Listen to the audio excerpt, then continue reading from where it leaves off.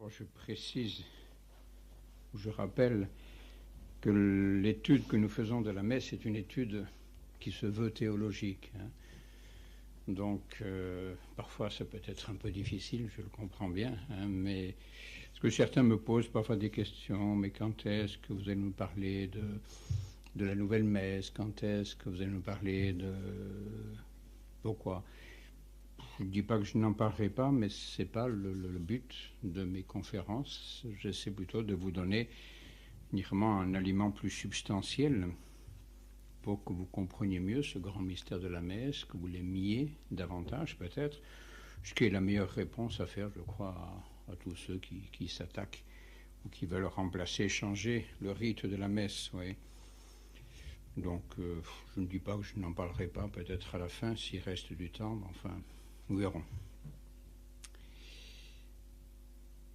Voilà, donc nous avons vu un peu, nous avons commencé un peu à essayer de situer où se situait le mystère. Il y a encore un autre aspect du mystère dont je n'ai pas, ou que j'ai à peine évoqué, je crois, la fois précédente, mais qui est importante et qui peut peut-être un peu vous intriguer, je ne sais pas si vous posez la question, mais c'est le mystère de cette présence simultanée de notre Seigneur Jésus-Christ et de son sacrifice à la messe. Et présence simultanée, dans la même hostie, nous avons notre Seigneur Jésus-Christ tel qu'il est actuellement, c'est-à-dire glorieux, et puis la présence sacrificielle, immolée, de notre Seigneur Jésus-Christ.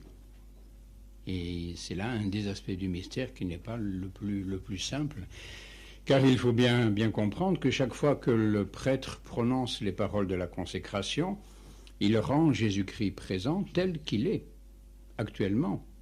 Et quand notre Seigneur s'est rendu présent lui-même dans l'hostie, le soir de la scène, il s'est rendu présent tel qu'il était actuellement, tel qu'il était.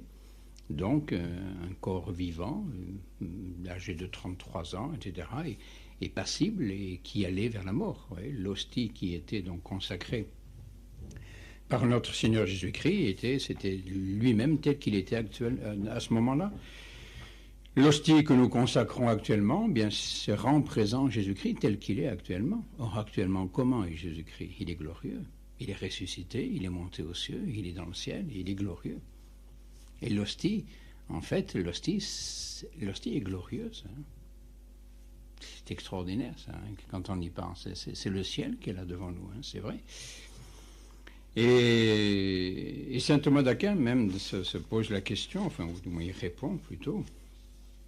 Oui, s'il était arrivé que les apôtres, s'ils avaient eu l'idée de consacrer, de célébrer la messe entre le moment de la mort du Christ et de sa résurrection, eh bien, ils auraient rendu présent un cadavre. Enfin, non pas un cadavre, non, c'est pas tout à fait le mot, mais ils auraient rendu présent le corps de Jésus-Christ dans l'hostie, mais sans son âme. Puisque son âme n'était plus unie à son corps à ce moment-là. Voyez. Et ils auraient rendu ensuite présent dans le calice le sang de Jésus-Christ, mais sans son âme non plus. Voyez. Donc, ils auraient rendu présent notre Seigneur tel qu'il était à ce moment-là. Et donc nous rendons présent, lorsque le prêtre consacre l'hostie, lorsqu'il consacre le vin, eh bien c'est Jésus-Christ tel qu'il est actuellement. Or, Jésus-Christ est glorieux. Alors comment? Bon, rapidement, ça mériterait toute une conférence aussi cela, mais enfin rapidement, je crois ce qu'il faut pour essayer de comprendre un peu cet aspect du mystère, c'est distinguer ce qu'on appelle la présence substantielle de l'être de notre Seigneur Jésus-Christ, et puis la présence efficiente ou opérative, donc selon l'agir, oui, de notre Seigneur Jésus-Christ. C'est un peu la distinction que l'on fait quand, dans le catéchisme, on apprend aux enfants que Dieu est partout, par sa présence, par sa puissance et par son essence. Vous savez cela, bien sûr. Dieu est partout, par sa présence, parce que tout est présent à ses yeux. Et il est présent à toute chose, il voit tout. Bon, ça va bien. Donc il est présent, c'est un mode de présence de Dieu. Il voit tout, tout est soumis, tout est sous son regard. Il est présent, il tend toutes choses par sa puissance, parce qu'il est la cause, il est le créateur, et il soutient tout ce qui est par sa puissance, précisément. Donc partout où il agit, eh bien il est d'une certaine façon. Hein, comme nous tous, partout où nous agissons, bien nous disons que nous sommes par notre puissance, donc par notre action. Et il est présent également par son essence, hein, à savoir que tout tient son être de lui-même. Oui, eh bien, c'est un peu à cela, je crois, qu'il faut nous référer pour comprendre un peu ce mode de présence de notre Seigneur Jésus-Christ dans l'hostie, à la messe. Oui. Au calvaire, par exemple, notre Seigneur était donc présent substantiellement selon son être sur la croix. C'est clair, ouais. Mais il était présent d'une certaine façon également dans l'âme de ceux qui s'unissaient à son immolation. Il était présent dans l'âme de sa mère, dans l'âme de Saint Jean. Il exerçait une action très, très puissante, certainement, dans l'âme des témoins de son immolation. Ouais. À la scène, il était présent substantiellement donc en lui-même, bien sûr, il était donc selon son être propre. Il était présent également dans l'Eucharistie, dans l'hostie qu'il venait de consacrer, dans le calice qu'il venait de consacrer. Ça, c'était, si vous voulez, alors à la scène, il y avait deux présences substantielles du Christ. Là, c'est un autre mystère dont nous avons parlé, mais ça, c'est le mystère de l'Eucharistie. Hein. Nous avons la même substance dans toutes les hosties. Et c'est le même Christ, il y a plusieurs Christ. Le Christ ne se multiplie pas selon les hosties, c'est le même qui est présent dans toutes les hosties. Bon, un aspect du mystère, de cette présence par mode de substance. Ouais. Et il était présent également selon une certaine opération, selon une certaine efficience, dans l'âme des apôtres. Mais il exerçait certainement une action très, très puissante dans l'âme des apôtres qui étaient présents à la scène. Et à la messe, c'est un peu la même chose, donc il faut appliquer le même principe. Il y a la présence substantielle du Christ glorieux, tel qu'il est aujourd'hui, tel qu'il est donc actuellement dans le ciel, dans l'éternité. Et puis il y a cette autre présence, donc plus efficiente, opérative, de l'acte rédempteur du Christ. Chaque messe multiplie si vous voulez, la présence efficiente, l'efficience, l'opération de l'unique sacrifice. Il n'y a qu'un sacrifice, mais ce sacrifice multiplie, si vous voulez, ces présences opératives efficientes. Et saint Thomas d'Aquin dit, par exemple, la vertu de cette hostie, offerte une seule fois, demeure éternellement. Et la vertu de l'hostie, qui n'a été offerte qu'une seule fois, cette vertu, elle demeure éternellement. Elle est éternelle, cette vertu. Cette vertu, elle est infinie. Voyez, et elle peut très bien s'appliquer aussi souvent, aussi longtemps que Dieu le voudra. Voyez. C'est donc l'application de la vertu de l'hostie qui se fait. Oui, dans la gloire, notre Seigneur est toujours prêtre. Dans l'éternité, notre Seigneur est monté aux cieux. Il exerce toujours son sacerdoce. Son sacerdoce est éternel, nous dit saint Paul. Son sacerdoce est un sacerdoce éternel, et donc notre Seigneur exerce toujours en acte son sacerdoce. De quelle façon l'exerce-t-il, ce sacerdoce, dans l'éternité, dans la gloire? Eh bien, en présentant déjà à son Père, cette présentation éternelle à son Père, de son unique acte rédempteur. Cet acte rédempteur qu'il a posé qu'il a réalisé sur la croix, eh bien, il le présente éternellement à son Père.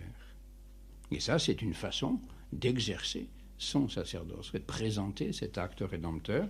Et également, vis-à-vis de nous, il dispense les fruits de cet acte rédempteur. Il distribue donc les fruits de cet acte. Donc, il présente son acte rédempteur et il en distribue les fruits.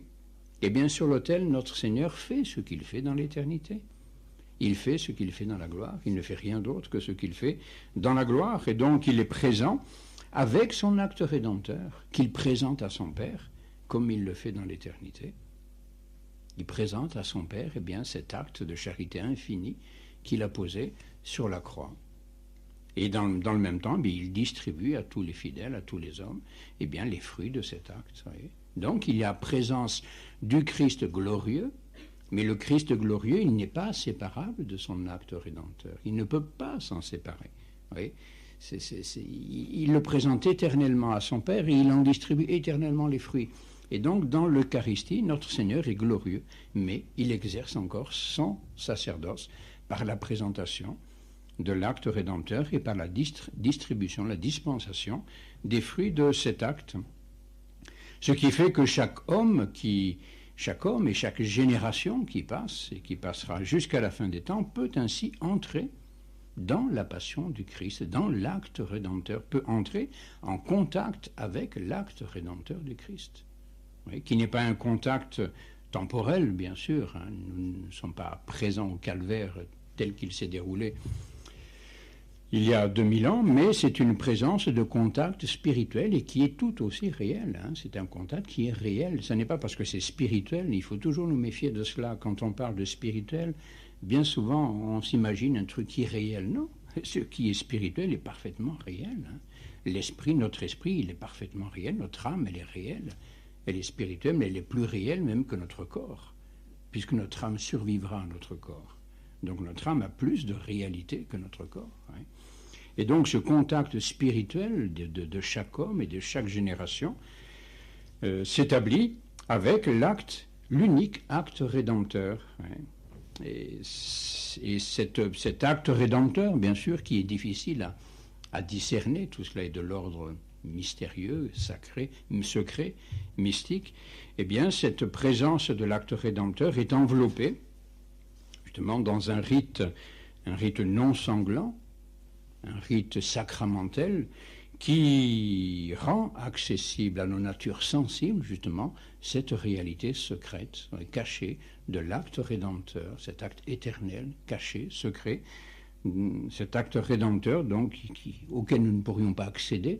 Eh bien, il est enveloppé justement par ce rite sacramentel qui essaie d'adapter le mystère à nos sensibilités. Et ça, c'est ce que malheureusement ne comprennent pas, je pense, les réformateurs de Vatican II ou autres. Ils ignorent, ils prétendent avoir le culte de l'homme, peut-être l'ont-ils, mais ils ignorent complètement ce qu'est la réalité de l'être humain. L'être humain qui est fait de chair et d'os et de sensibilité et qui a besoin de rites sensibles pour accéder à l'invisible, pour accéder au secret, au mystère de Dieu. Et ces rites sensibles doivent s'adapter à notre nature, notre pauvre petite nature qui est corporelle, qui est physique, qui est sensible. Eh bien, il faut venir nous chercher dans ce que nous sommes. Et c'est ce qu'a toujours très bien compris l'Église, justement, qui a su justement, adapter, perfectionner, et peut-être même, je dirais, faire évoluer d'une certaine façon les rites de sa liturgie, bien pour les adapter bien justement aux générations, pour que chaque homme puisse entrer en contact avec le mystère, hein, le secret caché en Dieu. Voici ce que dit un beau texte de Bossuet hein, sur cette question-là, qui je crois résume très bien cela dans son explication de quelques difficultés sur les prières de la messe qu'il dédiait à un nouveau catholique. Voici ce qu'écrivait Bossuet. « Ce n'est donc pas ici, comme vos ministres vous le faisaient croire, donc les protestants, ce n'est pas ici un supplément du sacrifice de la croix.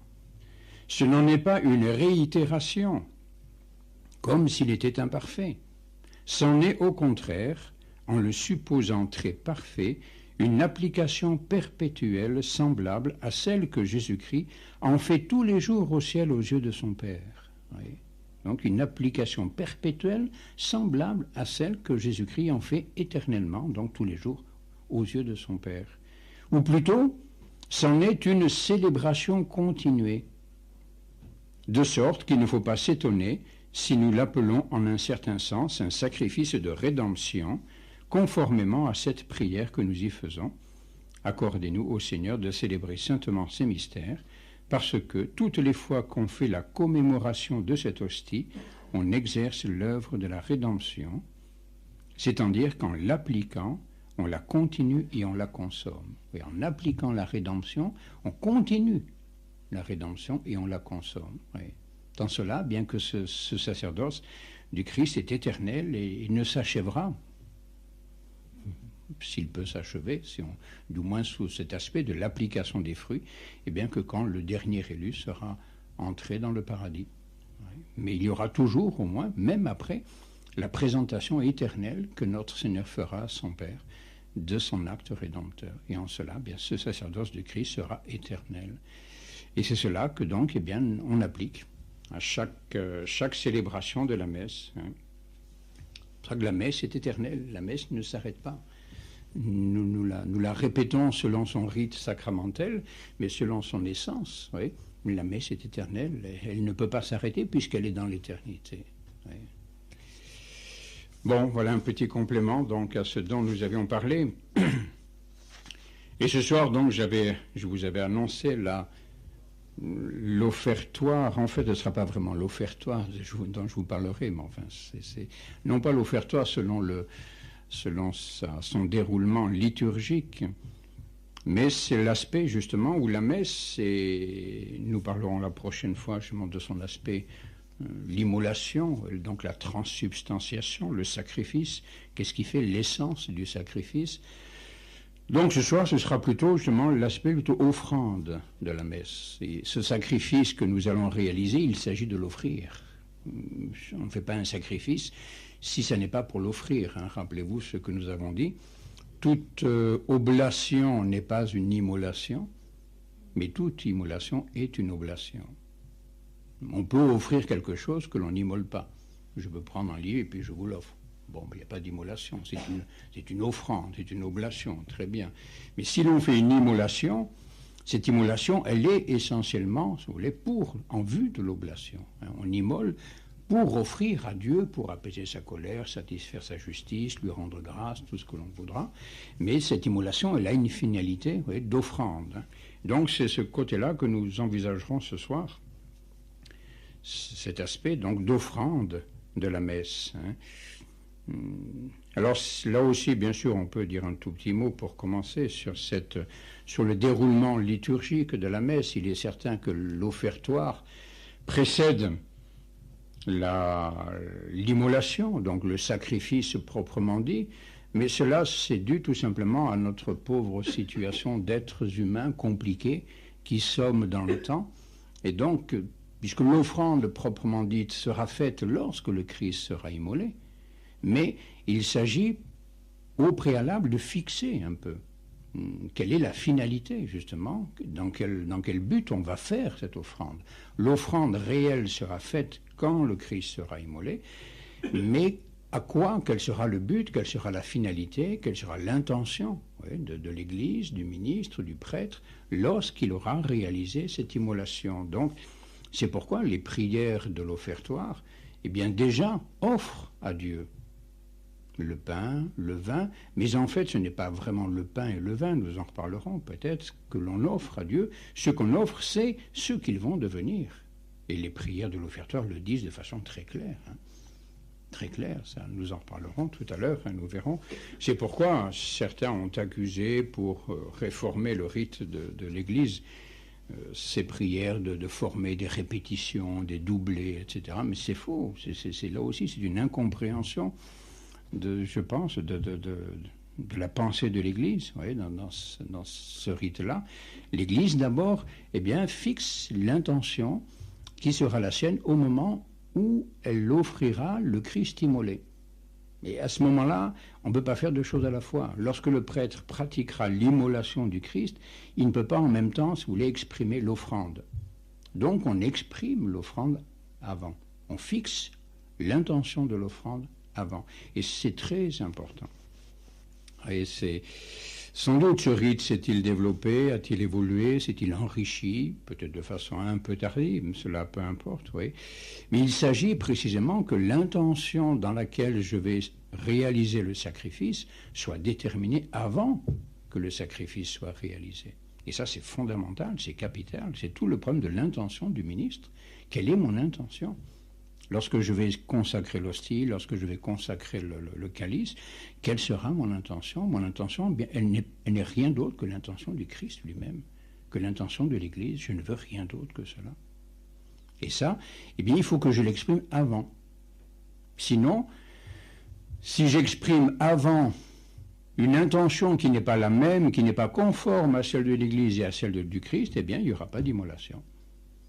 Et donc, il faut que je la détermine avant cette intention. Oui. Si je n'ai pas l'intention de l'Église, si je n'ai pas l'intention du Christ, si je ne veux pas faire ce que va vouloir faire le Christ au moment où je vais l'immoler, eh bien, en fait, je ne ferai rien du tout. Il faut que je colle ma volonté à la volonté du Christ, à la volonté de l'Église. Et à ce moment-là, ça va passer, ça va marcher. Je serai effectivement le ministre de l'intention du Christ. Mais pour cela, il faut que je l'exprime avant, que le Christ sache si effectivement il peut se servir de moi pour réaliser son immolation, dans cette intention qui est la sienne. Moi, je ne peux pas avoir une autre intention que la sienne. Si j'ai une autre intention, si je ne veux faire qu'un sacrifice d'action de grâce, de louange, de reconnaissance, ou je ne sais pas quoi, moi, tout ce qu'on peut imaginer, partager le pain rompu pour un monde nouveau, etc., ben, le Christ, il reste dans son ciel. Puis moi, non, c'est pas ce que je veux faire, moi.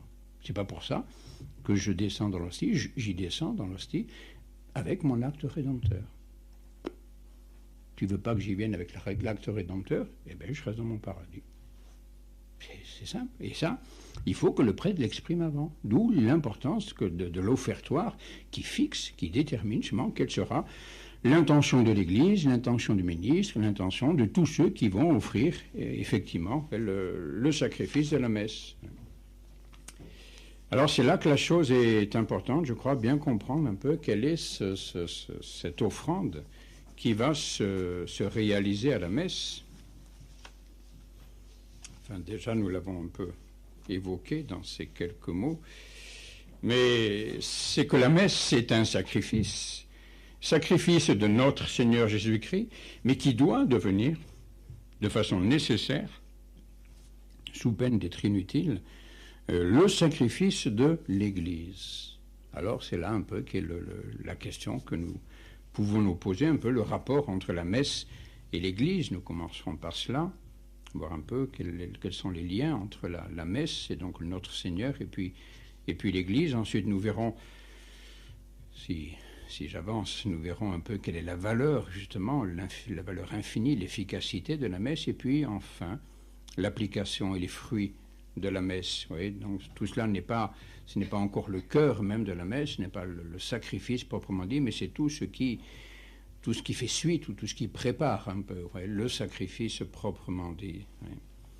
Alors il est bien clair d'abord, si nous considérons la messe et l'Église, eh bien qu'il ne peut y avoir qu'un seul sacrifice. Il n'y a pas d'opposition, il n'y a pas de dilemme à mettre, à placer entre le sacrifice de Jésus-Christ, commencé à la scène et consommé à la croix, et le sacrifice ecclésiastique, si l'on peut dire, ou le sacrifice de la messe, le sacrifice de l'Église.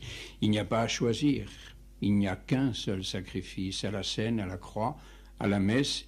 Il y a sacrifice de Jésus-Christ, tête du corps mystique. Et donc, assumant toute l'Église, il y a en même temps, donc, sacrifice de l'Église assumé par Jésus-Christ. Il y a la tête et les membres, tout simplement. C'est le Christ, c'est la tête qui pose, qui réalise le sacrifice, mais pour qui le réalise-t-il? Pour son corps, qui est l'Église. Et l'Église ne peut pas être indifférente, elle ne peut pas être absente de ce sacrifice qui est réalisé par sa tête, par son chef. Donc elle est présente, au moins spirituellement. Oui. Donc c'est sacrifice de tout le corps, assumé par la tête. Mais il est certain qu'à la messe, donc notre liturgie, notre messe actuelle, il est certain que la part de l'Église est plus large, je dirais, qu'à la scène ou à la croix. L'Église est, si on peut dire, non pas plus présente, ce n'est pas vrai, oui, mais cette part de l'Église est plus large, plus extensive, plus manifeste, si l'on veut, oui, qu'il ne l'était à la croix ou bien à la scène. Oui. Mais la messe demeure toujours, même si l'Église est davantage présente aujourd'hui au sacrifice de la messe qu'elle ne l'était au sacrifice de la croix, mais la messe demeure toujours d'abord le sacrifice de Jésus-Christ, et secondairement, et dans sa dépendance, le sacrifice de l'Église. Sacrifice, donc, hiérarchique, si l'on veut. Il y a donc une hiérarchie, mais il n'y a pas d'opposition, de dualité, il n'y a pas de sacrifice, c'est le même, l'unique sacrifice. L'Église ne peut pas offrir un sacrifice sans son souverain prêtre et sa souveraine victime. Il n'y a qu'un prêtre et qu'une victime, mais l'Église ne peut pas offrir de sacrifice en l'absence, de Jésus-Christ. Et le sacrifice de notre Seigneur n'a pas de raison d'être s'il n'est pas en même temps le sacrifice de toute l'Église. Ça n'a aucun sens. Je dirais qu'il s'immole, c'est très bien, mais si l'Église, si ce n'est pas pour l'Église, si l'Église n'est pas immolée d'une certaine façon dans son propre sacrifice, ce sacrifice est inutile, inefficace pour l'Église. Ouais. Alors c'est là qu'il importe de distinguer, pour bien comprendre la place de l'Église, je crois, dans la messe, deux aspects dans ce sacrifice. Sacrifice de notre Seigneur, qu'il soit celui de la scène ou celui de la croix, considérons d'abord cela, celui de la scène et la croix, donc le sacrifice tel qu'il l'a réalisé lui-même. Ensuite, nous verrons à la messe. Il y a à la fois dans ce sacrifice deux aspects, si l'on veut. Ce sacrifice est à la fois un acte cultuel, un acte de culte, un acte liturgique, mais également un acte d'amour. Et les deux réalités sont importantes, je pense, à bien distinguer. Il y a un sacrifice, donc un culte sacrificiel, une liturgie, que ce soit à la scène ou à la croix même, une certaine liturgie à la croix, qui enveloppe et qui contient l'acte d'amour rédempteur du Christ. Et donc, il y aura justement dans cet acte-là, dans ce sacrifice, deux aspects à considérer. Celui, disons, de la validité cultuelle, liturgique, et celui de l'amour rédempteur. Alors, si nous considérons le sacrifice tel qu'il a été réalisé par notre Seigneur lui-même, sans autre ministre que lui-même, eh bien, il y a bien sûr un prêtre unique, et seul Jésus-Christ peut offrir le sacrifice qui accomplit, qui abroge les rites, le culte et les sacrifices de la loi ancienne. Il est le nouveau prêtre, le nouveau pontife, et il est le seul à pouvoir réaliser cette nouvelle liturgie qui abroge l'ancienne liturgie, celle de l'Ancien Testament. Il est seul à être consacré prêtre pour l'éternité. Seul il a le pouvoir de donner sa vie et de la reprendre. Personne d'autre que lui ne peut faire cela. Et donc, il est le seul à pouvoir offrir à Dieu un sacrifice de valeur infinie qui remplace tous les sacrifices de l'ancienne loi. Mais, ça c'est l'aspect donc cultuel, si l'on veut, liturgique, canonique, si l'on veut. Bon.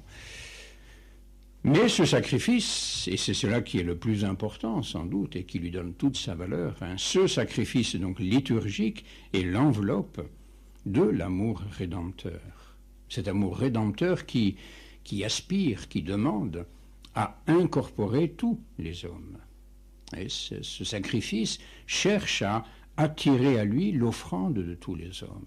Lorsque je serai élevé de terre, j'attirerai tout à moi. Voilà ce que veut Jésus-Christ. Cet amour rédempteur qui monte vers le ciel avec une puissance infinie, cherche à aspirer un peu, si on peut dire, tous les cœurs des êtres humains, dans ce grand élan d'amour qui passe par la croix et qui monte jusqu'au cœur de son Père. Et c'est cela le plus important. La liturgie est au service de ce mouvement de charité. Et à la croix, eh bien, sur quelles âmes s'est exercée, si on peut dire, cette aspiration de la charité du Christ? Eh bien, sur l'âme de Notre-Dame et sur l'âme de Saint Jean, l'âme des saints qui étaient là au pied de la croix, et qui ont été comme aspirés ainsi par cet acte d'amour rédempteur qui faisait battre le cœur de notre Seigneur sur la croix. Ils sont attirés ainsi à offrir non pas leur propre vie, mais c'est pas Notre-Dame n'offre pas sa vie, Saint Jean n'offre pas sa vie, cela est insuffisant, cela ne peut pas suffire à la rédemption.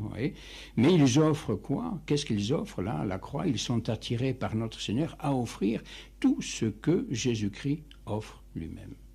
Voilà, tout ce qu'il offre, eh bien, il l'offre avec lui. L'intention est la même, la volonté, l'acte de charité est la même. Ils n'ont pas d'autre désir que celui qui dévore l'âme du Christ. Ouais. Et ainsi, eh bien, ils entrent par cet élan d'amour, cette aspiration d'amour, ainsi, ils entrent à l'intérieur de cette grande oblation liturgique, sacrificielle et amoureuse de Jésus-Christ.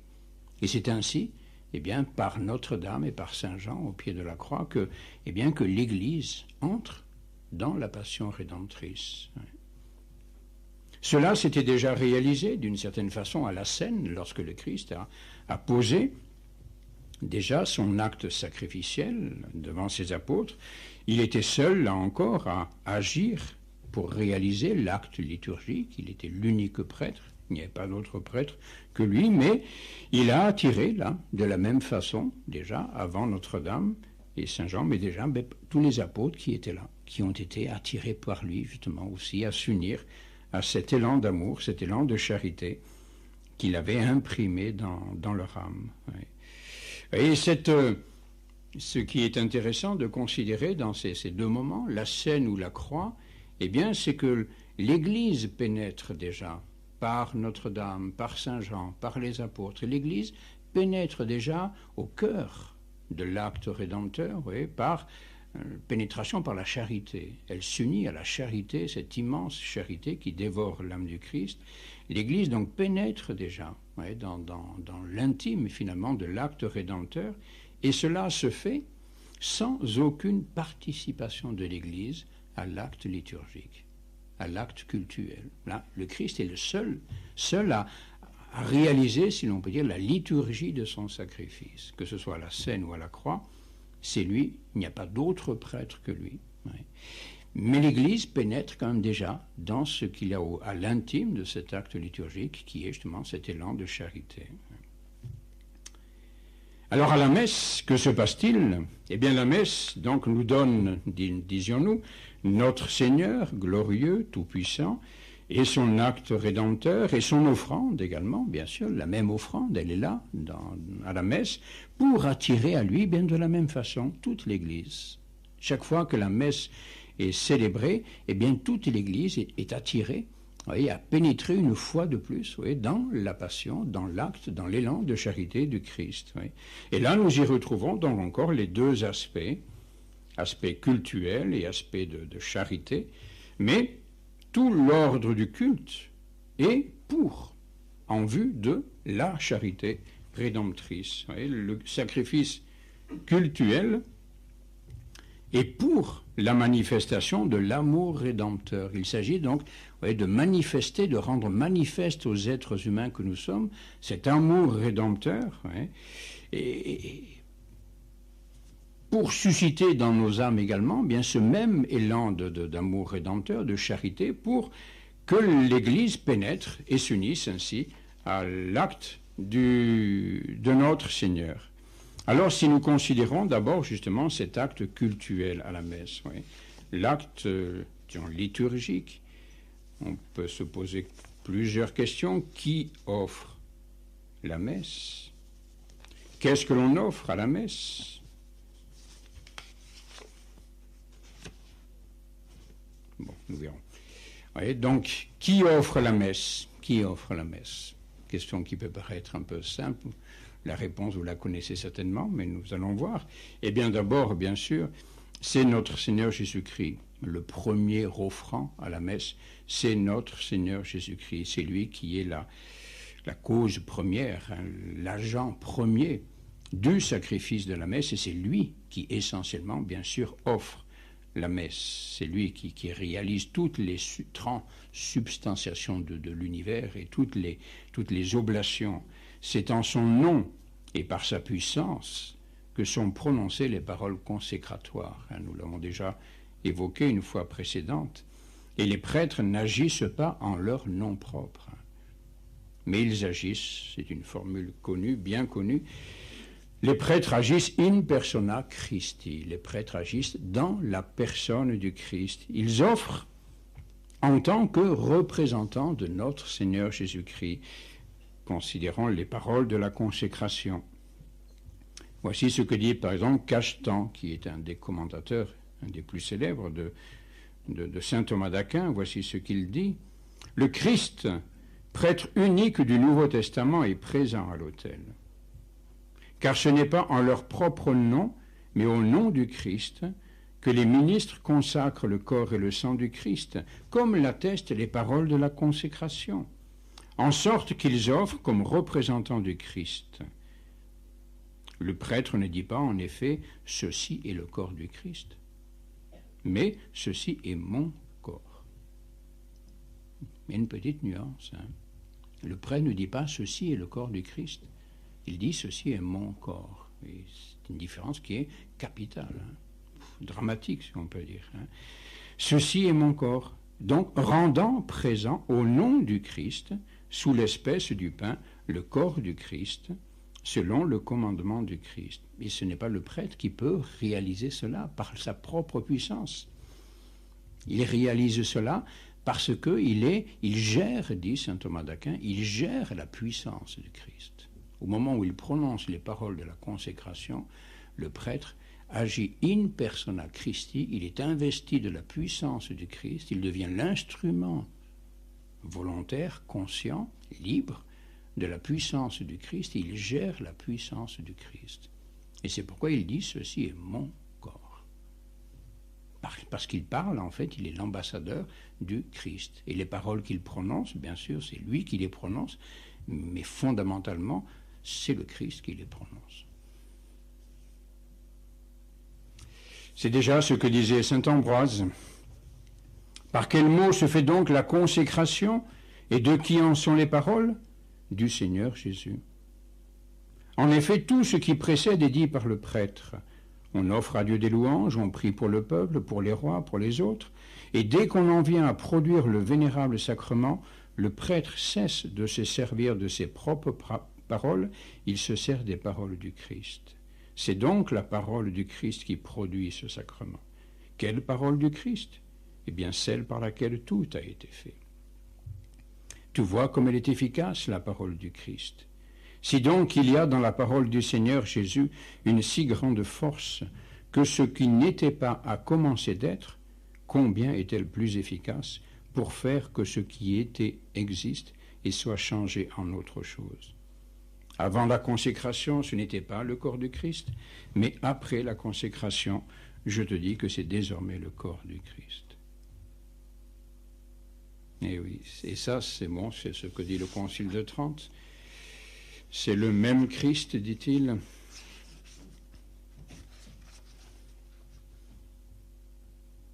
C'est une seule et même victime, c'est le même qui offre. C'est le même qui offre maintenant par le ministère des prêtres qui s'est offert lui-même alors sur la croix.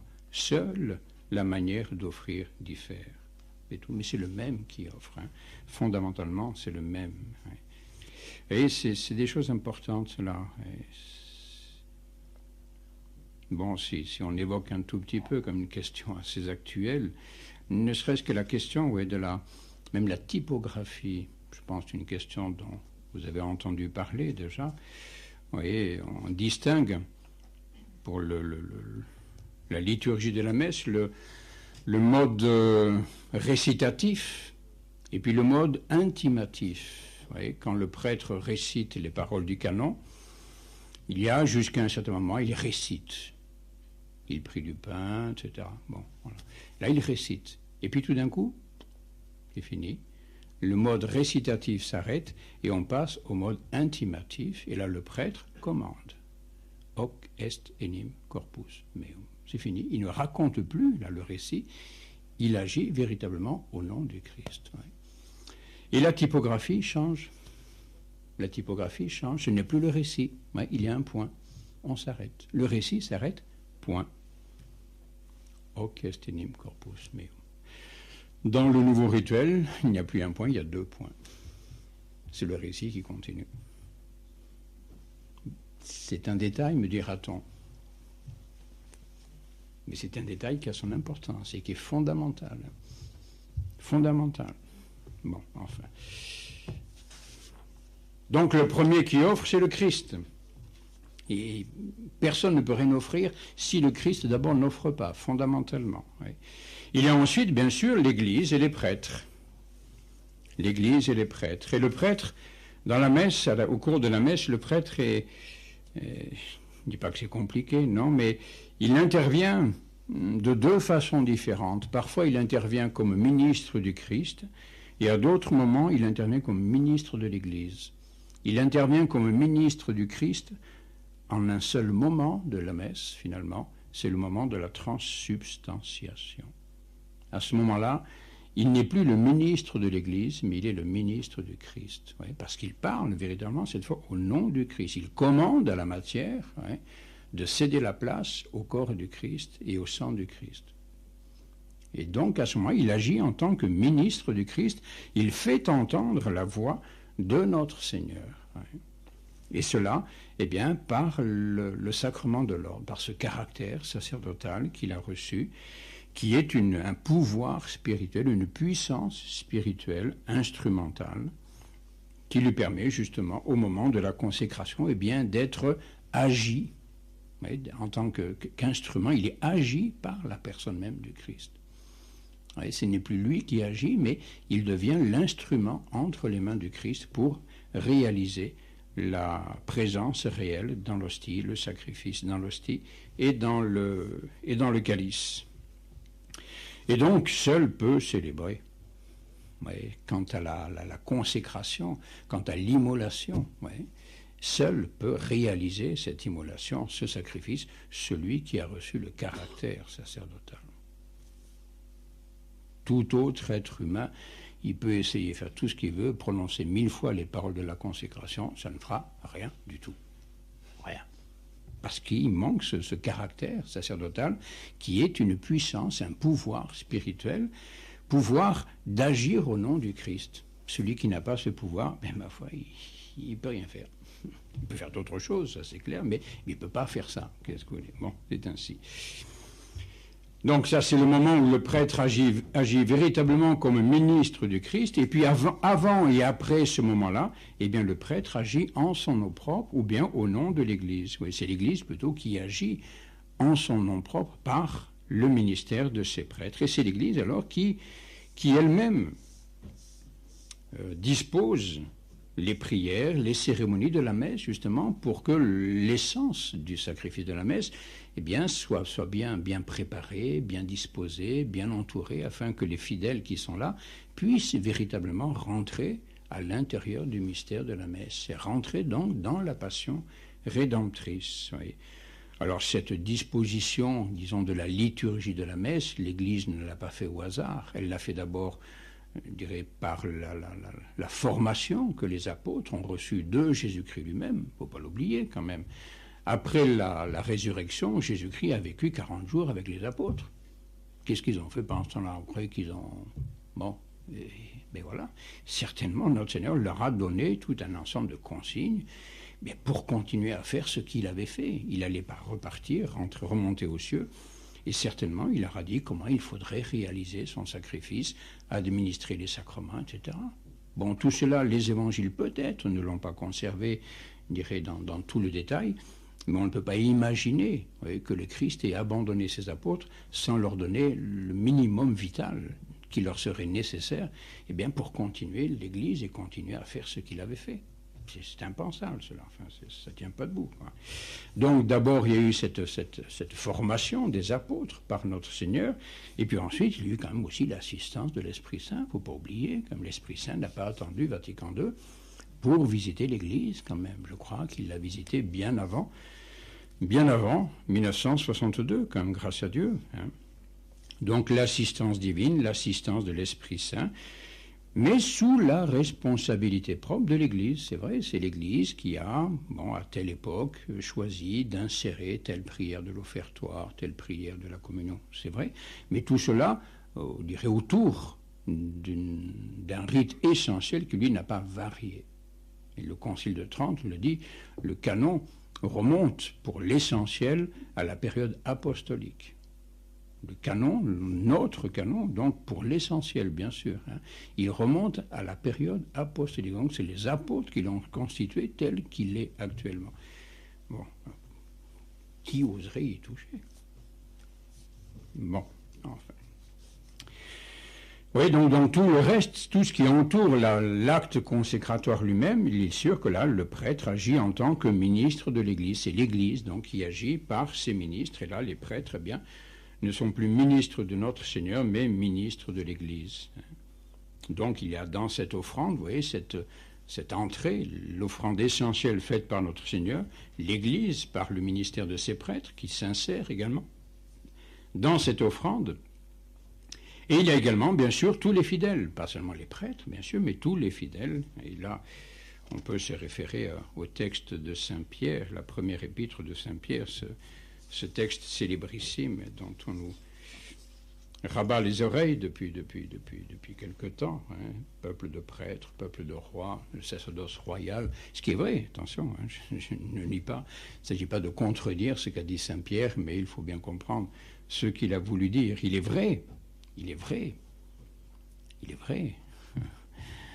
que le baptême, la confirmation, confère, donc imprime un caractère dans l'âme des baptisés. Le baptisé, donc, porte en lui un caractère qui est un sceau gravé de façon indélébile dans son âme. Le confirmé reçoit encore un autre caractère qui vient encore enfoncer un peu plus, si l'on peut dire, ce premier caractère baptismal. Et il est vrai, eh bien, que ces caractères baptismales ou celui de la confirmation sont des participations au pouvoir sacerdotal de notre Seigneur. Ouais. Voici ce que dit saint Thomas d'Aquin sur cette question-là, rapidement, juste un. Le rite de la religion chrétienne dérive du sacerdoce du Christ. Le rite de la religion chrétienne dérive tout entière, bien sûr, tout entier, du sacerdoce du Christ, qui est le prêtre. C'est lui qui a fixé le rite de la religion chrétienne. Il est donc évident que le caractère sacramentel est spécialement caractère du Christ, au sacerdoce de qui les fidèles sont configurés selon les caractères sacramentels. Et les caractères sacramentels ne sont pas autre chose que des participations du sacerdoce du Christ. Et par le caractère baptismal, eh bien, vous participez au sacerdoce du Christ. Pourquoi faire? Non pas pour immoler la victime, mais pour offrir la victime. Et voilà le rôle voilà ce ministère ou ce sacerdoce, vous voyez, des fidèles, qui est une réalité. Le caractère, vous l'avez appris, je pense, au catéchisme, le caractère, donc, rend apte à certains actes du culte. Le baptême rend apte à recevoir l'Eucharistie, à recevoir les autres sacrements. Le baptême rend apte à contracter mariage, à recevoir l'Eucharistie, la confirmation, le sacerdoce, l'extrême-onction, tout ce que l'on peut imaginer, enfin tous les sacrements du moins de l'Église. Et il rend apte également à s'unir au prêtre dans l'offrande du sacrifice.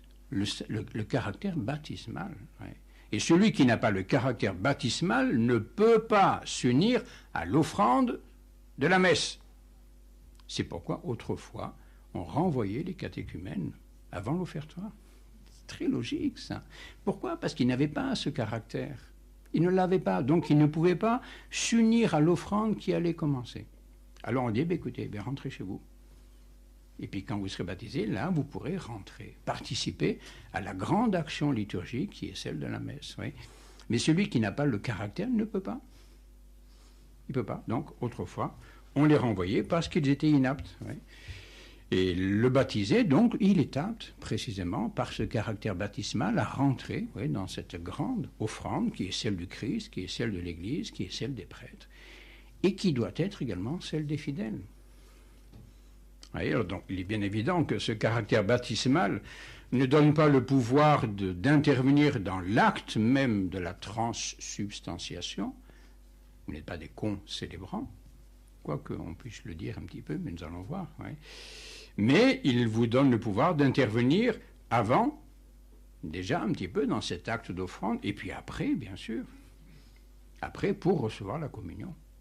Voilà, et la belle façon, justement, eh bien de participer à l'acte liturgique de la messe, eh bien, c'est de s'unir à l'offrande, s'unir à l'offertoire, s'unir bien sûr, mais bon, spirituellement, simplement, à l'acte de la consécration, de la transsubstantiation, et puis ensuite, eh bien, s'unir, participer, rentrer encore dans l'offrande par l'acte de la communion. Et tout cela, c'est la participation cultuelle, liturgique des fidèles. L'assistance à la messe est un acte liturgique, est un acte actif, si on ose dire, un acte actif, ou dynamique, je ne sais pas comment dire ça, ce n'est pas un acte passif. Le fidèle, il est véritablement, bon, je ne sais pas comment dire ça, mais d'une certaine façon, oui, concélébrant.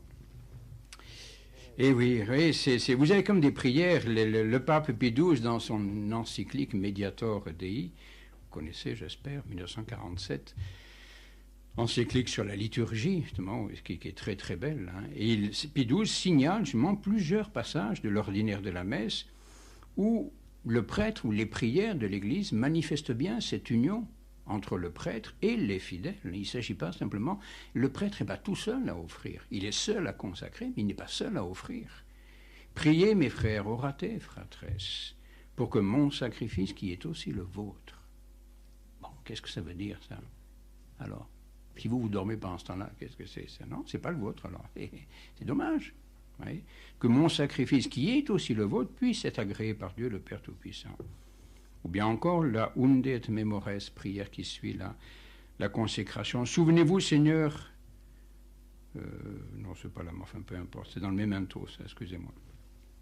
Souvenez-vous, Seigneur, de vos serviteurs et de vos servantes, pour qui nous vous offrons, ou qui vous offrent eux-mêmes ce sacrifice de louange. Le Memento des vivants. Hein. Bon, pour vos serviteurs, pour qui nous offrons, ou bien qui vous offrent eux-mêmes ce sacrifice de louange. Cette offrande, ça c'est dans le Ankhijitur, cette offrande que nous vous présentons, nous, vos serviteurs, et avec nous, votre famille entière, nous vous prions, Seigneur, de l'agréer avec bienveillance. Alors ensuite, le Unde et Memores, oui, c'est pourquoi, nous, vos serviteurs, et avec nous, votre peuple saint, nous présentons à votre glorieuse majesté, etc. Oui, il y a toujours, c'est sans cesse, ce rappel, eh bien que l'offrande que présente le prêtre n'est pas que son offrande, il n'est pas le seul à la présenter, il y a également toute la famille chrétienne, tous les fidèles qui doivent également la présenter. Alors c'est là que l'on peut peut-être, bon mais attention, c'est dangereux de parler de ça, mais enfin vous êtes grand quand même, on peut vous en parler, hein, vous êtes des gens sérieux, j'espère que vous ne me ferez pas dire ce que je ne dis pas, d'une certaine concélébration des fidèles. Mais attention, hein, et concélébration précisément dans l'acte de l'offrande. Effectivement, les fidèles doivent participer à la célébration de l'offrande de la messe, oui, préparer l'offrande, etc. Mais il est certain que seul le prêtre peut accomplir lui-même, hein, l'acte sacrificiel. Oui, donc ça c'est... Et certains auteurs, mais c'est un peu dangereux, mais enfin, c'est faire attention. On a dit tellement de bêtises depuis que... Bon. Le père Clérissac, oui, par exemple, disait ceci. Membre du corps mystique du Christ, tout baptisé devient concélébrant de l'unique sacrifice avec l'Église et le Christ. Cette participation au sacerdoce de l'Église fait désormais sa véritable royauté. Oui, alors comprenez bien ce que cela signifie. Hein. Concélébrant pour l'offrande, hein, non pas pour l'immolation elle-même. Seul le prêtre, justement, je vous l'ai dit, a ce caractère qui lui permet effectivement d'être le ministre du Christ, hein, pour réaliser l'acte sacrificiel lui-même. Oui. Alors ça, c'est l'acte liturgique, oui, de l'offrande liturgique. Donc notre Seigneur offre, l'Église offre, le prêtre offre, les fidèles offrent. Bien. Et ensuite, il y a l'autre aspect, celui dont je vous parlais tout à l'heure, qui est cet aspect donc de l'acte de charité, l'acte d'amour rédempteur. Nous le disions, le rite est donc pour l'amour, en faveur de la charité. L'acte du culte est pour la charité rédemptrice. Et dans cet ordre, qui est l'ordre primordial, l'ordre de la charité, eh bien là, les derniers peuvent être les premiers. Et qui sait qui est le premier? Bon, notre Seigneur, d'accord, mais à part notre Seigneur, qui est le premier, qui est le plus attiré, aspiré, oui, dans cet acte de charité, hein, qui est celui de Christ, qui est celui de l'Église, qui est le premier là? Eh bien, Dieu seul le sait. Moi, je ne sais pas. Vous voyez, notre Seigneur, dans cet acte sacrificiel, attire à lui toutes nos offrandes, toutes nos supplications, qu'il a incorporées dans la sienne. Vous voyez, tout est incorporé dans l'offrande qu'il fait de lui-même. Vous voyez, toutes nos offrandes, toutes nos supplications, tous nos renoncements, tous nos sacrifices personnels, vous voyez, tous nos actes de charité. Et c'est quelque chose d'extraordinaire, cela. Et puis XI avait, dans son encyclique sur le Sacré-Cœur, a bien mis cela, je crois, en lumière. Et quand on pense au Sacré-Cœur, bien sûr, nous voyons toujours le côté, oh là là, je l'ai fait souffrir, ce qui est vrai, c'est clair. Mais il y a autre chose aussi à considérer. Et c'est cela, je crois, que l'Église, ou que le Christ cherche à susciter dans nos âmes à la messe. Oui. À cause de nos péchés futurs, mais prévus, l'âme du Christ devint triste jusqu'à la mort. C'est vrai cela. Mais il n'est pas douteux qu'elle a dès ce moment reçu quelque consolation de nos actes de réparation, eux aussi prévus. En sorte que nous pouvons et devons maintenant même, par une dispensation mystérieuse mais véritable, consoler ce cœur sacré, constamment blessé par les péchés et l'ingratitude des hommes. Alors là, qui est le plus généreux là, dans cet ordre-là, hein? Quel est celui parmi ceux qui assistent ou qui célèbrent la messe, celui qui est le plus entraîné comme cela, hein, vers le cœur de notre Seigneur, hein, pour rentrer vraiment dans son acte de charité? Ben, je ne sais pas. Ouais. Il est certain que le prêtre est seul à célébrer, cela est bien clair, mais ensuite, eh bien, un peu comme, on peut dire, le prêtre ouvre la porte, si on peut dire, du cœur de Jésus-Christ à la messe. Ouais. Il ouvre la porte, il ouvre le cœur de Jésus-Christ. Mais après, lequel va s'engouffrer dans le cœur du Christ, le premier, avec le plus de ferveur, le plus d'ardeur, le plus de générosité? Peut-être le prêtre, mais pas forcément.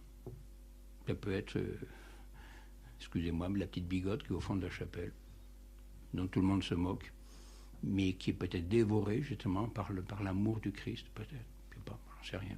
Mais ça, il n'y a que le bon Dieu qui le sait. Mais en tout cas, la messe est ordonnée à ça. La messe est ordonnée à ça, à aspirer nos cœurs, à aspirer l'amour qui est dans nos cœurs, à le susciter, à l'augmenter et à le faire pénétrer dans le cœur de Jésus-Christ pour qu'il soit comme ça assumé par lui et présenté à son Père. Voilà, pour que Dieu bien puisse nous bénir comme ses enfants bien-aimés. Ouais. Et oui.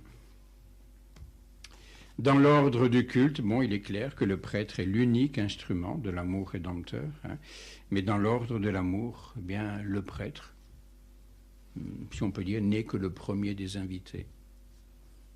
Il est au même rang que les fidèles dans cet ordre-là. Il est au même rang que les fidèles. Il est le premier invité, bien sûr, parce que c'est lui qui est là, le plus près. Mais il peut être invité et puis penser à autre chose. Il dit, oh là là, moi je viens d'acheter 2 paires de bœufs, là, ou je sais pas quoi. Bon, j'en sais rien. N'imaginez pas des choses pareilles, mais enfin, malheureusement, c'est... Et oui, là, c'est autre chose. Ouais, c'est l'ordre de l'amour, là. Bien, c'est ce qu'il y a peut-être de plus caché, de plus secret dans le sacrifice de la messe. Nous voyons, bien sûr, tout ce qui est cultuel, tout ce qui est liturgique, tout cela apparaît, bien sûr. On peut peut-être dire, oh là là, ce prêtre, il dit bien la messe, quelle piété, etc. Bon, peut-être, ça on le voit, parce que ça c'est cultuel, c'est liturgique, mais le fond du cœur, le fond de l'âme, ça, voilà, Dieu seul est juge de ces choses-là, et heureusement. Voilà donc qui est-ce qui offre? Oui, notre Seigneur, l'Église, le prêtre, les fidèles, avec ces deux ordres, l'ordre cultuel et puis l'ordre de la charité.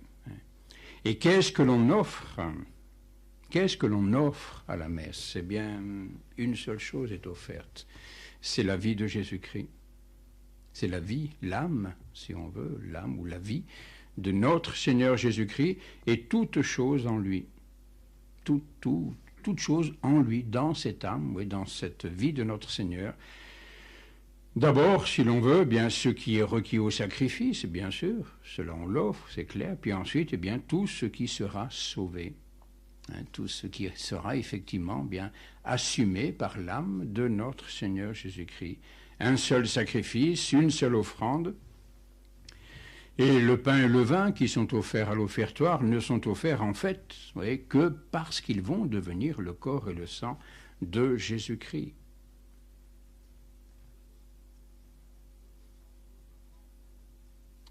Et l'offrande du pain et du vin, donc parlons-en un peu quand même, cet offertoire, ce rite de l'offertoire qui est très beau d'ailleurs, c'est peut-être parmi les plus belles prières, ouais, de la liturgie de la messe, c'est très très belle prière. Ouais. Bien sûr, les prières de l'offertoire désignent d'abord, bien sûr, le pain et le vin. Quand le prêtre élève l'hostie, lorsqu'il élève le calice, il offre d'abord, bien sûr, le pain et le vin. Et il est vrai que ces prières, ce rite s'est développé, au début du moins, n'existait pas tel qu'il existe actuellement. Cette offrande se faisait plutôt, justement, vous voyez, un petit peu dans l'acte même sacrificiel. Vous voyez, c'était cette offrande, en même temps que l'on immolait, on offrait le sacrifice. Mais c'est avec l'apparition des dangers de faux spiritualisme, notamment la gnose, vous voyez, que l'Église a voulu justement insister et manifester l'importance ou la valeur, disons, eh bien, de la création terrestre, de l'offrande matérielle. De toute façon, le sacrifice est essentiellement spirituel, mais il est également sacrifice, offrande de réalité temporelle, matérielle, qu'il ne faut pas négliger. Le point de départ du don céleste, c'est d'abord la créature réelle, la créature matérielle. Et donc, pour lutter un peu contre ce danger de faux spiritualisme un peu gnostique, eh bien, l'Église a voulu justement bien offrir les oblats eux-mêmes matériellement. Oui, bon, mais il est certain que ce n'est pas cela le plus important qui est offert, mais c'est également offert. Hein. Donc c'est là que l'Église a développé cette offrande matérielle. Mais encore une fois, le pain et le vin ne sont offerts qu'en relation, qu'en dépendance de l'offrande de notre Seigneur. Offrir à Dieu le pain de la terre ou le fruit du travail des hommes, le bon Dieu n'en a rien à faire. Ça ne l'intéresse pas. Ce qui l'intéresse, c'est son Fils. C'est l'offrande de son Fils. Alors que l'on offre le pain, tous ces trucs-là, bon, très bien.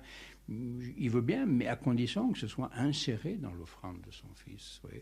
Tous les biens matériels que nous pouvons lui offrir ne l'intéressent pas. Le bon Dieu n'a que faire de nos biens matériels. Rien à faire, il n'a pas besoin. Ce dont il a besoin, entre guillemets, bien sûr, c'est l'offrande de son Fils. Il en a besoin non pas pour lui, mais pour nous pardonner, pour nous bénir. Oui. Et donc le plus important, bien sûr, ce ne sont pas les oblats, c'est important quand même, cela compte, hein, ça manifeste, si vous voulez, ça concrétise notre propre offrande à nous, si vous voulez, c'est notre participation à l'offrande du Christ. Nous offrons bien la matière, si vous voulez, du sacrifice. Et autrefois, d'ailleurs dans les débuts, ce rite de l'offrande était beaucoup plus développé. Hein. Vous savez cela, il y avait toute une procession et chacun venait apporter un peu de ses biens, de ses trésors, etc. Du fromage, du lait, du beurre, des agneaux, des chèvres, tout ce qu'on peut imaginer. C'était une vraie... Bon, et après, même le prêtre faisait un partage entre tout ce qui était... tout ce qui serait offert et ce qui serait gardé pour la nourriture des prêtres, tout simplement, ou bien pour la nourriture des pauvres. Hein. Bon, maintenant, cela est simplement manifesté bien par l'oblat, donc l'offrande de l'hostie, l'offrande du vin. Donc, offrande de réalité matérielle, mais qui sont subordonnées à l'offrande, bien sûr, de notre Seigneur Jésus-Christ. Et c'est cela, bien sûr, qui est essentiellement offert. Hein. Tout cela est exprimé de façon magnifique, justement, dans les prières du canon. Je vous laisserai les lire, hein, cette prière de Lunde et Memores, de Supraque Propitio, le Supplices Terrogamus. Oui. Que ces offrandes soient agréées. L'Église prie Dieu de bien vouloir agréer ses offrandes. Oui. Et le prêtre fait des bénédictions en même temps qu'il fait ses prières. Il bénit l'hostie consacrée, il bénit le calice consacré. Oui. Et ces bénédictions que fait le prêtre N'imaginons pas ces signes de croix plutôt qu'il fait sur l'hostie et sur le calice. N'imaginons pas que le prêtre ait la prétention de bénir le corps et le sang de Jésus-Christ. Pensez donc, le prêtre ne peut pas bénir Dieu. La chose est impensable, vous voyez. Mais ces signes de croix signifient simplement, ou aussi demandent, que par la sainteté, ouais, c'est une bénédiction qui part dans l'autre sens plutôt, ouais, que la sainteté de l'hostie, la sainteté du calice, eh bien, remontent et atteignent ceux qui ont participé à leur offrande. Ouais. Le prêtre donc fait ces signes de croix sur le corps et le sang du Christ, mais non pas pour les bénir, mais pour bénir ceux qui ont offert, qui ont participé à l'offrande du corps et du sang de Jésus-Christ. Oui. Donc avant la consécration, si l'on veut, la bénédiction descend du ciel vers l'hostie, et après la consécration, la bénédiction remonte de l'hostie vers les fidèles, vers nous. Et c'est là le sens de ces signes de croix que fait le prêtre sur l'hostie et sur le calice après la consécration. Voilà, donc ce qui est offert à la messe, donc c'est bien sûr les oblats, mais c'est essentiellement notre Seigneur Jésus-Christ, et c'est également, bien sûr, mais c'est inclus, si l'on veut, dans l'offrande de notre Seigneur Jésus-Christ, également l'Église, bien sûr. L'Église s'offre elle-même avec Jésus-Christ. Hein. Notre Seigneur attire l'Église dans sa propre offrande et la provoque à se donner elle-même, à s'offrir elle-même. Un beau texte là de saint Augustin dans la Cité de Dieu. Il est lui-même celui qui offre, il est lui-même l'offrande. Et il a voulu que le sacrifice de l'Église fût le sacrement quotidien de cette réalité. L'Église, corps dont le Christ est la tête, apprend à s'offrir elle-même par lui. Et l'Église apprend à s'offrir elle-même par la tête, par celui qui est sa tête, celui qui est son époux. Oui. Donc le Christ s'offre, l'Église s'offre, et donc chacun d'entre nous est offert donc, dans cette offrande de la messe. Alors, quelle est la valeur? Donc, ceci, c'était donc la question de l'offrande. Qui est-ce qui offre? Qu'est-ce qui est offert? Quelle est donc la valeur ou l'efficacité de la messe? Eh bien, il est clair, là, je pense que vous le savez, que de soi, toute messe, puisque la réalité est la même que celle de la croix, toute messe a une valeur infinie. Une messe suffit. Une messe devrait suffire. Mais de fait, in concreto, eh bien, la messe, toute messe, n'apporte aux hommes qu'un secours limité. Et cette limitation vient non pas de la messe elle-même, bien sûr, puisqu'elle a une valeur infinie, mais la limitation vient de la dévotion de ceux qui offrent et de la dévotion de ceux pour qui elle est offerte. C'est cela qui met des limites à la valeur et à l'efficacité de la messe. Vous voyez, la passion du Christ est la cause universelle du salut de toute l'humanité. La passion suffit à sauver tous les hommes, elle pourrait en sauver encore des millions d'autres, ça, il n'y a pas de problème. Oui. Mais elle doit être appliquée. Cette passion, qui a donc une valeur infinie, doit encore, pour effectivement obtenir son effet, son efficacité, elle doit être appliquée à chaque homme. Et comment se fait cette application? Eh bien, de deux manières. Les deux manières dont nous parle saint Thomas d'Aquin, deux manières. Cette application se fait par le baptême, la pénitence et les autres sacrements qui tiennent leur vertu de la passion du Christ. Voilà la première façon d'appliquer aux êtres humains la vertu de la passion du Christ. Mais il y a une autre façon. Mais c'est aussi par la foi que la passion du Christ nous est appliquée afin que nous en percevions les fruits. D'après le mot de l'Épître aux Romains, Dieu a proposé Jésus comme propitiation par la foi en son sang. Or, la foi, par laquelle nous sommes purifiés du péché, n'est pas la foi informe, qui peut se trouver même après le péché, mais la foi informée par la charité. Attention, hein, ce n'est pas n'importe quelle foi qui va nous obtenir l'application des mérites de la passion du Christ, c'est la foi informée par la charité. Donc il ne suffit pas de croire, il faut encore aimer. Donc la charité. Voilà. Il y aurait bien des choses à dire justement sur tout ce qu'on peut entendre encore aujourd'hui, hein, puisque croire suffit, paraît-il. Non, croire ne suffit pas. Il faut encore la charité. Une foi morte, le pécheur celui qui est en état de péché mortel, il a peut-être la foi, j'espère pour lui, qu'il n'a pas perdu la foi, mais s'il n'a plus la grâce, s'il n'a plus la charité, cette foi qu'il a est impuissante à attirer en lui les fruits de la passion du Christ. Il faudra qu'il retrouve la charité. Eh oui.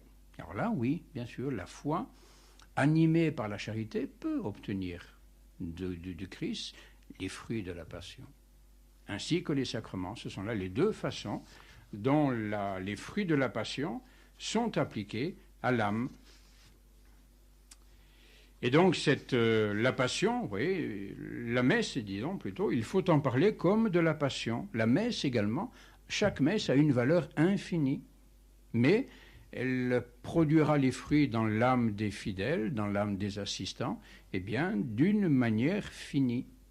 Vous voyez, la valeur de la messe n'est participée, n'est appliquée, eh bien, qu'en fonction, justement, bien des dispositions de ceux qui offrent ou de ceux pour qui elle est offerte.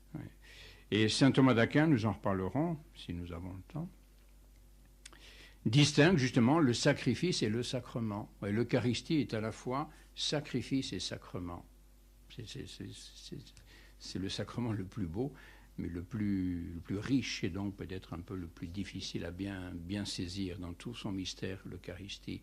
À la fois sacrifice et sacrement. L'hostie, elle est à la fois sacrifice, elle est le Christ glorieux, mais elle contient donc l'acte rédempteur, l'acte sacrificiel, donc elle est sacrifice, mais elle est également sacrement. Et le sacrifice profite à qui? Le sacrifice profite à tous ceux pour qui il est offert, en soi. Hein. Et le sacrement profite à qui? À ceux qui le reçoivent, bien sûr. Quand je communie, la communion ne profite qu'à moi. On pourrait dire bien des choses sur le fait de communier pour quelqu'un d'autre.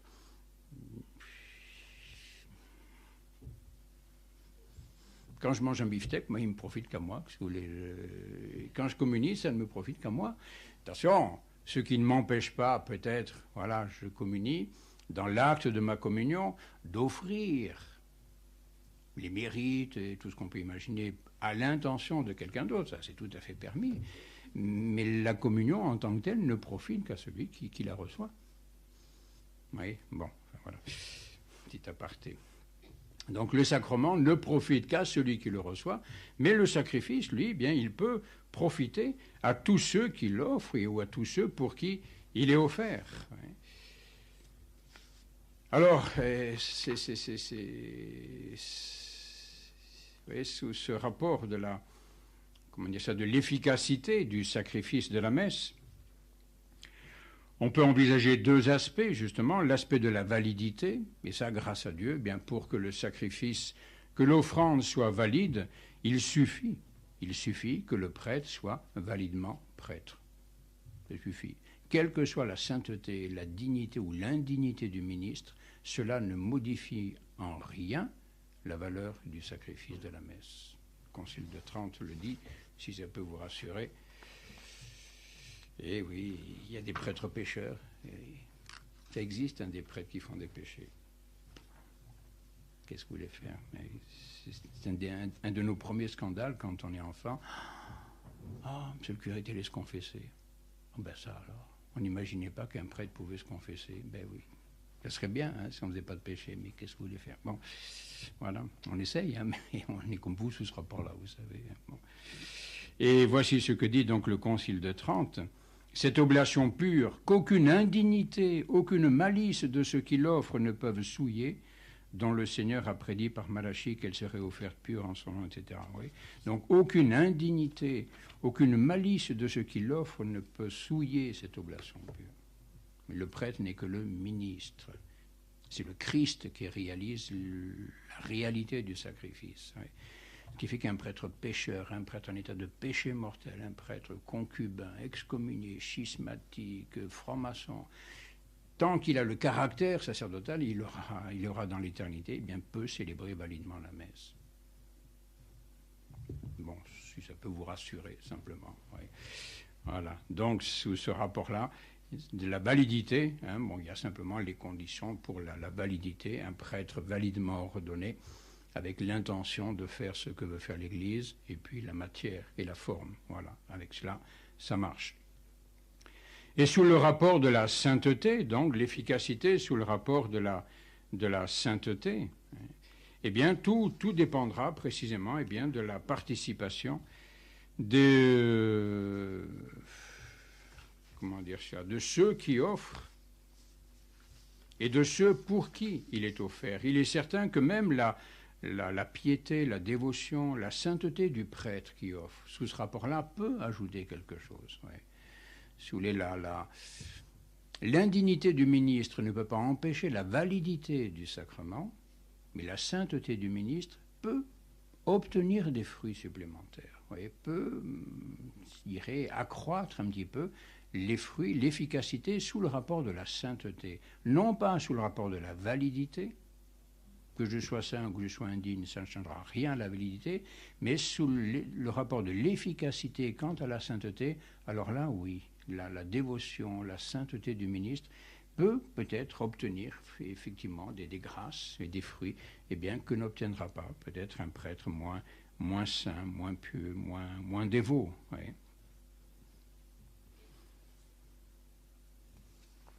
Donc il y aura une certaine variabilité quant à l'intensité, disons, de la charité de celui qui offre ou de celui pour qui elle est offerte. Il y a une valeur donc efficiente qui est infinie, mais une valeur d'application qui, elle, peut varier. Et c'est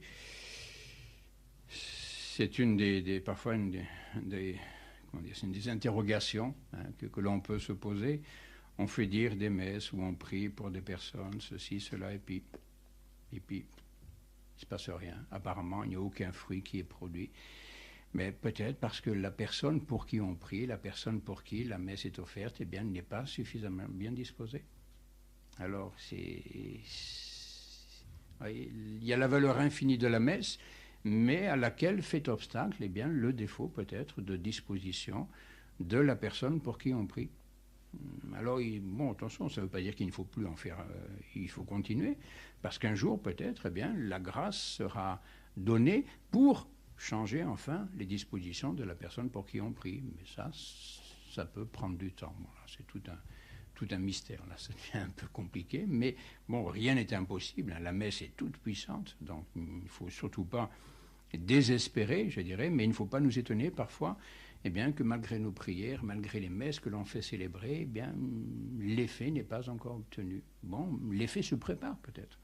Oui, il y a une brèche qui est en train de se faire, oui, mais tant que la brèche n'est pas faite, eh bien, la grâce ne peut pas passer, par défaut de disposition de ceux pour qui la messe est offerte. Là, c'est toute la question, justement, bien des fruits de la messe. Oui, les fruits de la messe, ce sera notre dernier volet pour ce soir. Oui. Et la messe, oui, l'application, les fruits de la messe, c'est là qu'il faut distinguer trois choses. Ce qu'on appelle le fruit général, le fruit spécial, et puis le fruit particulier. Mais ça répond à quelque chose, vous allez voir.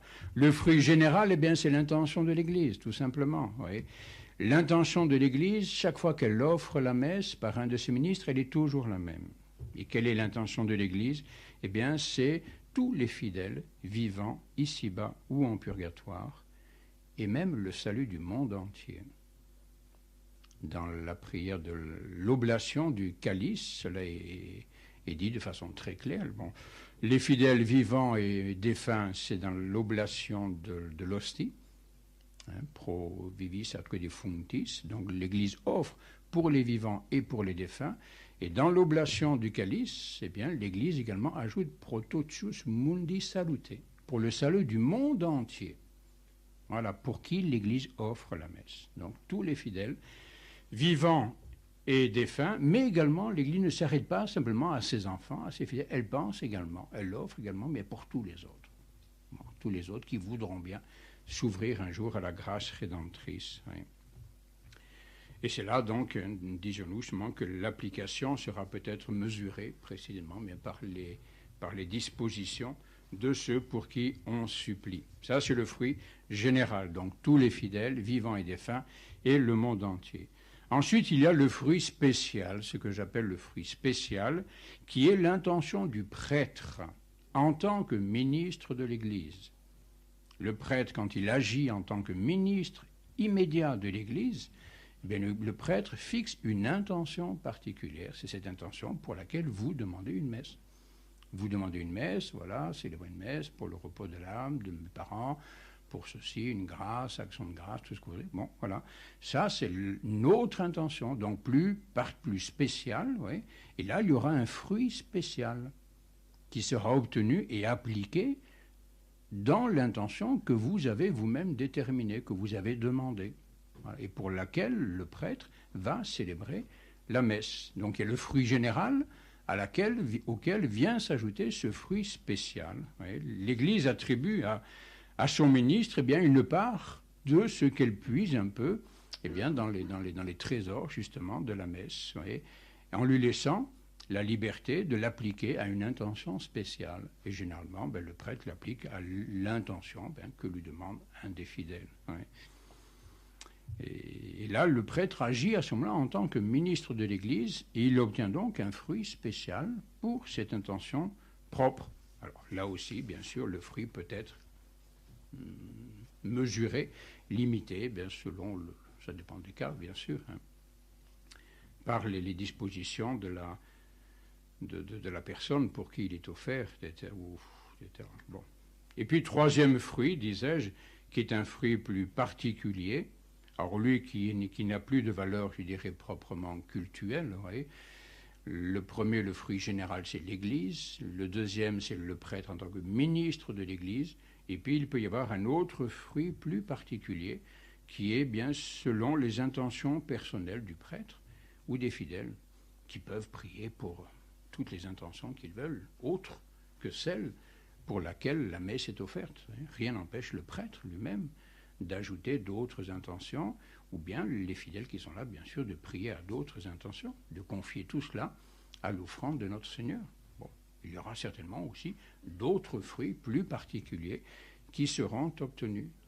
Oui, c'est ce que nous faisons pendant les mémentos des vivants et des défunts. Eh bien, ma foi, là, le prêtre a un petit moment pour penser, mais il peut très bien offrir la messe à d'autres intentions que celles pour laquelle on lui a demandé de célébrer cette messe. Bon, il peut prier pour ses parents, pour qui il veut, ça c'est égal, oui. Bon, mais là, c'est à titre plus personnel. Mais alors là, les fruits, ma foi, dépendront, toujours pareil, de sa ferveur à lui peut-être, ou de la ferveur de ceux qui prient, et des dispositions de ceux pour qui on prie, de ceux pour qui on offre. Vous voyez, donc bien que la messe soit infinie dans sa source, dans son cœur, eh bien, elle est malgré tout finie, limitée dans son application. Oui. Et c'est pourquoi, eh bien, la présence de l'Église au sacrifice de la croix, donc la célébration de la messe, doit être sans cesse réitérée. À cause de ça, justement, à cause de cette faiblesse de la nature humaine, des pauvres pécheurs que nous sommes, la messe ne peut pas obtenir tout son effet d'un seul coup, donc il faut la répéter sans cesse, voilà, pour que les fruits s'accumulent et finissent malgré tout par obtenir leur effet. Et cela, je dirais, cette répétition de la messe est une nécessité. Ce n'est pas une obligation. Je vais vous surprendre peut-être, mais enfin, ce n'est pas une obligation. Le prêtre n'est pas obligé de dire la messe tous les jours. Mais oui, je ne suis pas du tout. Demain, je pourrais me lever à 11h du matin. Et voilà. Bon. Le prêtre n'est tenu de célébrer la messe que quand les fidèles sont tenus d'assister à la messe.